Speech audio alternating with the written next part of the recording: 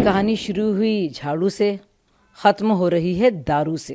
अब दूसरी बात हेमंत सोरेन जी की, कम से कम उनमें इतनी तो शर्म थी कि जब उनकी गिरफ्तारी हो रही थी तो उन्होंने इस्तीफ़ा दिया।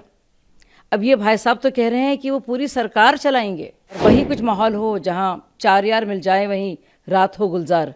अजीब दास्तां है ये कहानी शुरू हुई झाड़ू से, ख़त्म हो रही है दारू से। सोचिए, पाठशाला की बात करने वाले लोग मधुशाला की बात कर रहे हैं और स्वराज की बात करने वाले लोग शराब की बात कर रहे हैं। और अन्ना हज़ारे जी के जो दो बुनियादी उसूल थे वो था भ्रष्टाचार से लड़ाई लड़ना, एक सच्ची लड़ाई लड़ना, और दूसरा एक बहुत ही ज़रूरी एक जंग उनकी थी, वो शराबखोरी के खिलाफ थी, शराब माफिया के खिलाफ थी, शराब सेवन के खिलाफ थी और शराब पीने के खिलाफ थी। जिस तरह से विश्वासघात केजरीवाल जी ने अन्ना हज़ारे जी के साथ किया है और उनकी पीठ में खंजर भोंका है, पूरी दुनिया को दिख रहा है। और इसीलिए अन्ना जी ने भी कहा है कि इस पर गहन से गहन जांच होनी चाहिए। तो क्या गोपाल जी अब ये कह रहे हैं कि अन्ना जी की बात को ना माना जाए, जांच नहीं होनी चाहिए?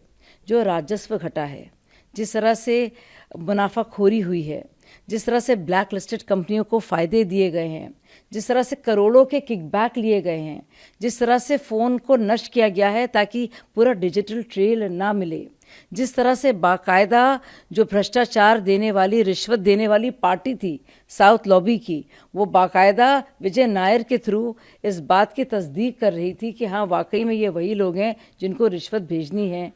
जिस तरह से वही पैसा कम से कम 45 करोड़ गोवा के चुनाव में इस्तेमाल हुआ है। आपको लगता नहीं कि इस पर जांच होनी चाहिए? और बहुत ही शर्मनाक बात गोपाल जी ने कही है, मुझे तो यकीन नहीं आता कि ये लोग क्या थे और ये क्या हो गए हैं। दो महत्वपूर्ण बातें, जिन जिन लोगों के बारे में अरविंद केजरीवाल जी ने अन्ना हज़ारे आंदोलन के दौरान और उसके बाद भी बहुत ही संगीन न सिर्फ इल्ज़ाम लगाए थे बल्कि बाकायदा भ्रष्टाचारी कहा था, बेईमान कहा था, कट्टर बेईमान कहा था और कई कई बार कहा था, और जिनके खिलाफ उन्होंने बात की थी न सिर्फ जांच करने की बल्कि कड़ी से कड़ी सज़ा सुनाने की, अब वो सारे लोग मिलकर उन्हीं अरविंद केजरीवाल जी के बचाव में आ रहे हैं। बहुत ही अजीब सा लगता है, हैरत होती है मुझे।